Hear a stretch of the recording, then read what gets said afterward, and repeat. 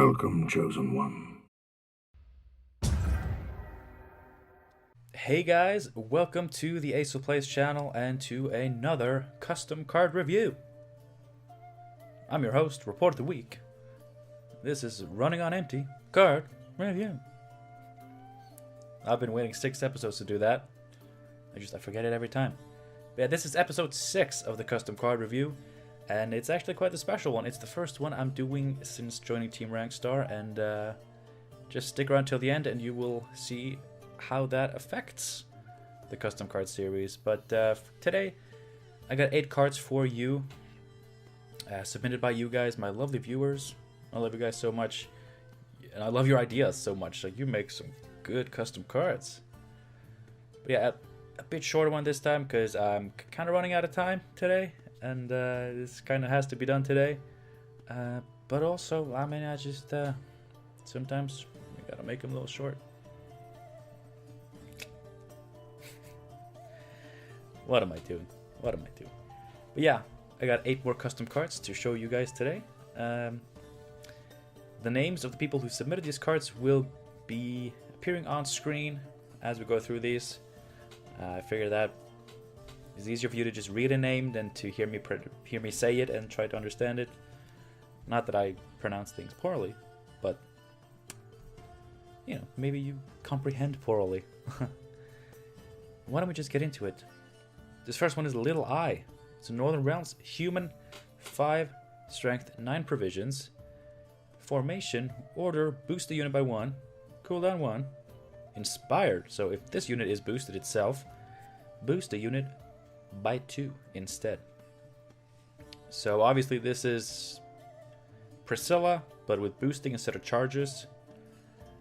I think it's the exact same ability, strength, and cost, except it's boost instead of give a charge. Let's see. Boosts are very strong in Northern Realms, that's for sure. But charges are usually used for damage, which is always good. So I think this card is probably fine being statted the same way. I mean, the combos with this are obvious. You can trigger any other inspired effects. You can trigger Dunbanner Cavalry, Trident Infantry.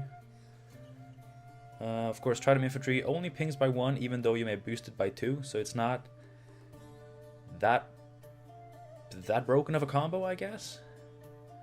But Northern Realms are getting a lot of boosts at the time being, so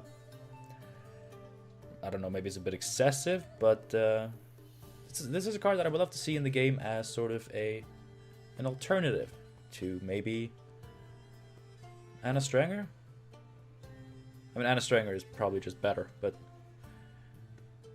I don't know. It's a lovely, sweet woman on the picture. She's playing the lute, and she's boosting up our boys. And formation, of course, is just one of the coolest keywords in the game. So, really cool card. Really cool card. Next up, Imperial Courier, or Courrier. I don't know, these Nilfgaardian words are hard for me to understand. Never mind the fact that these are normal English words. It's a human agent. 3 strength, 5 provisions. Assimilate. Now you're talking my language. Deploy, give assimilate to an allied unit. Ooh, no. Oh. Bonded, give assimilate to adjacent units instead. So this is just dishing out keywords. Honestly, how would this work? How would giving keywords work in Gwent? Like, we have Bruxa, which gains Thrive if she does the death blow, and she doesn't inherently have Thrive. Hope you're not hearing the guy mowing the lawn again. Holy shit. So, I mean, I guess the game mechanically supports units gaining abilities and keywords outside of their base text. So in that sense, this would work. And I mean, imagine you're playing Assimilate, you know, you're assimilating. You're taking some of your opponent's cards, and you're giving them Assimilate because, you know, they're on your team now, and they're on board with this whole assimilation. Like, hello, Mr. Skellige Viking boy. Come here. We just want to bring people together. Join our cause. Oh, aye, matey. I'm a pirate now, and this is not my accent at all. But I'll join. I guess he's more of a dwarf. I don't know. But of course, this would work with dwarves as well. But yeah, it's pretty cool. Really strong. Like, actually, really strong. Like, you can put 3 assimilate keywords on the board in 1 turn for 5 provisions. Maybe a bit too strong. I don't know. But I do love it. Assimilate is my jam. Dun, dun, dun, dun, dun, dun, dun, dun, dun. It's the final. This card. My jokes today are through the roof. Nilfgaard Tactics, 7 provisions. It's a bronze. Force an allied knight to duel an enemy unit. Now, I'm a big fan of, bringing in duels onto any card you want. Imagine this, like you have a Nilfgaardian knight, that's a 7 strength dude.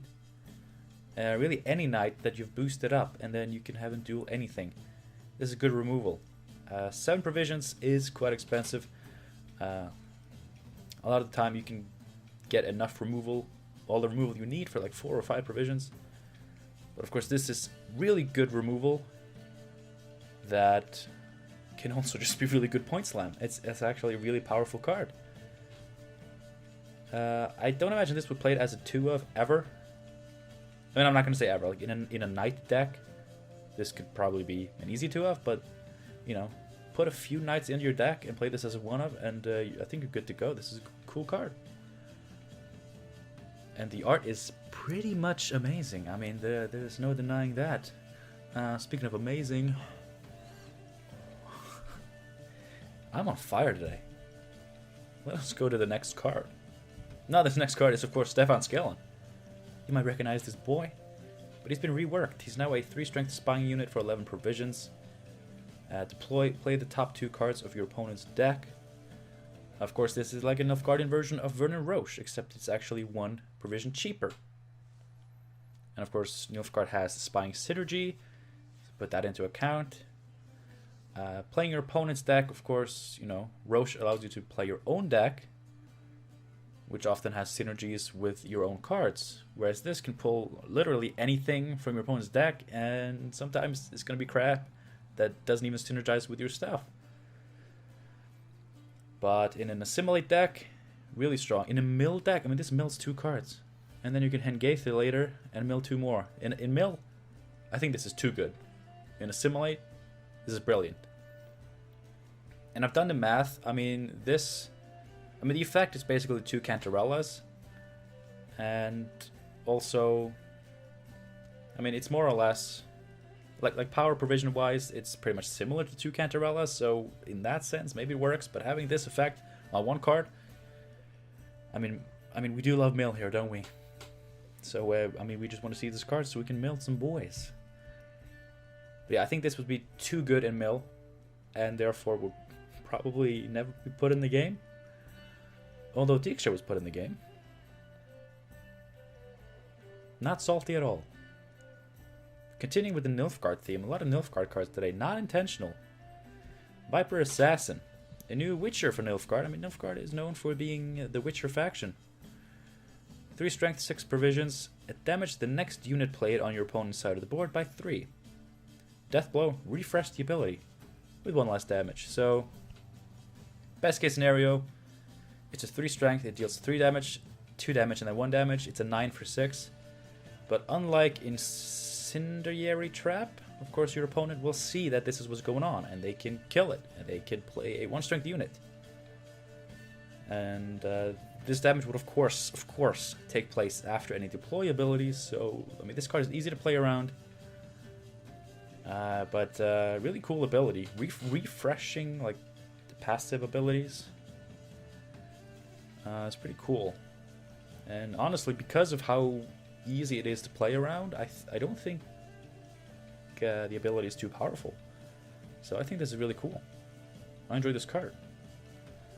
And I don't remember what is next, but I hope it's not another Nilfgaard card. I was correct. This is Geralt resting. Of course, it's Geralt. It's a new Geralt. It's a Witcher neutral card. 12 provisions, 5 strength, which is a bit higher than the normal Geralt. On the melee row, whenever an enemy is boosted, damage a random enemy by 1. On the ranged row, whenever an ally is damaged, boost a random ally by 1. So,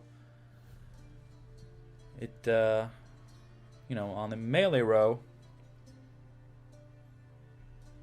yeah, I mean, this guy just neutralizes stuff, which I guess kind of fits in with the whole resting theme. Like, oh, enemy gets boosted, well, an enemy gets damaged. Oh, an ally gets damaged, nah, it gets boosted.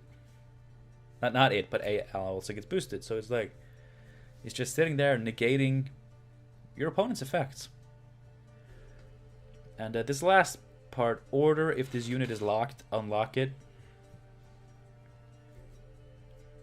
I mean, that can't be an order, because if he's locked, he can't use his order. But like, you could give him like immunity to locks, like this unit can't be locked. I don't think that would be too powerful. I mean, he could still be killed, and of course, I mean, his ability won't always... I mean, he needs to get like 7 points off of his ability, and a lot of matchups this will be very dead.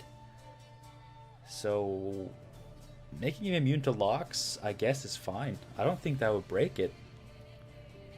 But yeah, like, you can't be in order to unlock it. It has to be like a passive ability, like it can't be locked. But I do like it. It's pretty flavorful. I mean, the whole part of this, like, he's just sitting there. Like, he's resting, so don't disturb him. Nothing can happen. He's resting. Poor Geralt. Now, I'm not sure we've featured a custom leader before. I think we did like a usurper rework. But this is like a custom leader. This is Bloody Falca. A lot of people are making units out of this card, so it's cool to see a leader of it. It's a Scoia'tael elf leader. Each time you destroy an enemy unit, select a Scoia'tael unit from your hand and power it in 1, so I guess you boost it by 1. Or deal 1 damage to an enemy unit, and it has 2 charges. So this is like a control leader, right? Similar to Detlef.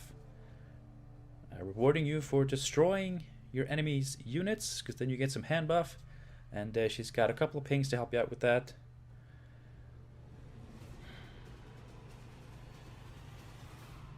I mean, it's cool. It's very cool. Very cool. It would be really hard to balance because, I mean, yeah, Scoia'tael has a lot of control. Okay? They have a lot of control. But her ability, I mean, like her order with the charges is very underwhelming. Her passive is awesome. Her passive is great. It's just a shame if you don't get to destroy that much, and her ability isn't helping that much with that. Like, her ability is literally 2 points plus 1 for every enemy you destroy. Now she needs either more charges or like more damage on the charges, or you know, something more damage on her. Because I don't think you'll be able to destroy that many enemies, although it is carryover. Oh, it's so hard. It's a really cool design. Well done. But the balancing is hard on this one, but I do think it needs more points on it. That I could be wrong. Bronnibor. Now, this is a cool card. It's a 6 strength, 7 provision human knight. It's a gold card. It has a shield. Whenever Bronnibor loses shield, boost self by the damage that would have been inflicted. Order, gain a shield. Now, I mean, no one is going to waste like an Alcer's Thunder on this. Like, I think best case scenario, like you tank a ping, and he'll boost himself by 1, and he'll be 7 for 7, and he'll gain a new shield. I think basically just the fact that he has a shield and can gain another shield, that's pretty good. That I gotta go answer the door.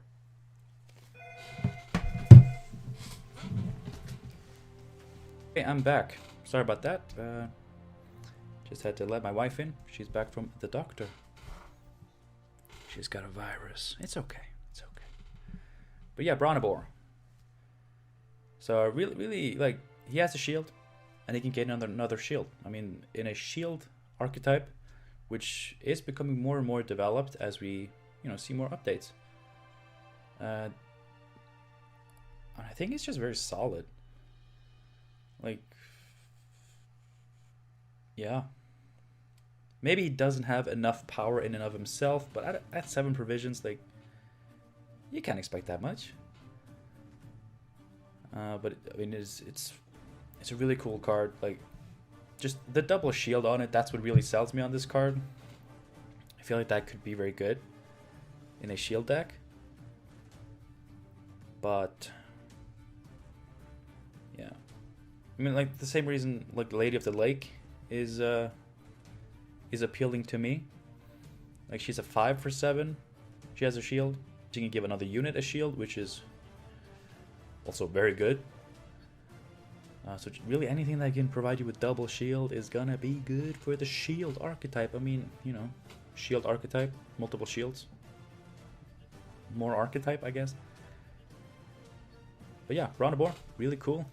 I love the art on this guy. He looks badass, like a seasoned veteran. But that does it for today's batch of custom cards. If you would like to submit your own custom cards, there are several ways to do so. You can send them to me on Twitter, on Discord. Links for those are down below. And of course on email.